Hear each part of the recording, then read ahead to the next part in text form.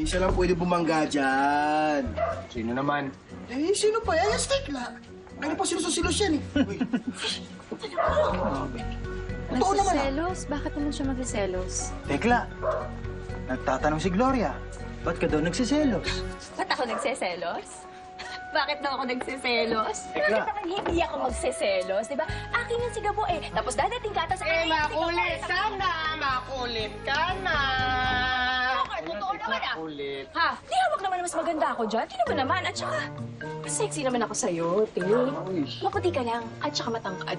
Hindi kami natatakot sa'yo. Hindi ka special, budong. Tekla, tumigil ka na. Bakit? Sige na, magpapahinga na ako. Medyo sumasakit na rin kasi yung sugat ko eh. Masakit?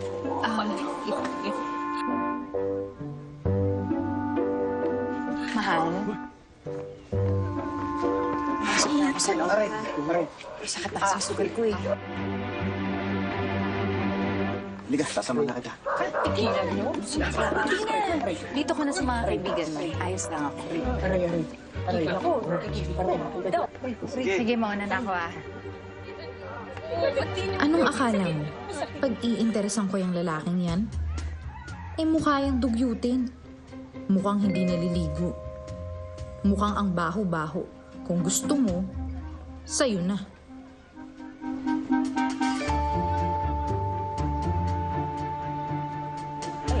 Tingin pa eh. Ngiti pa eh. Tingin ko Gabo. Tekla, upo nga. Hindi naman Gabo eh. Di ba nag-usap na tayo? Ano ka ba hindi nakakaintindi? Alam niyo kung anong sitwasyon niya kung ba't siya nandito. Eh kasi Gabo eh. Hindi ko nga matiis eh. Alam mo naman, mga bata pa lang tayo. Namamuna na ako sa'yo. Tapos biglang papasok yung misti sa bangus na yan. Tapos kukunin ka lang sa akin. Ganun-ganun lang yun. Hindi ko kaya. Hindi ko talaga kaya. Tekla, Sorry. tumigil ka. Ginagawa natin to para protektahan siya. Huwag ka mag-isip ng kung ano-ano. Tekla naman. Hirap mo naman sabihan. Hindi ka ba nakakaintindi? Hindi ako nakakaintindi. Hindi ko nga matanggap.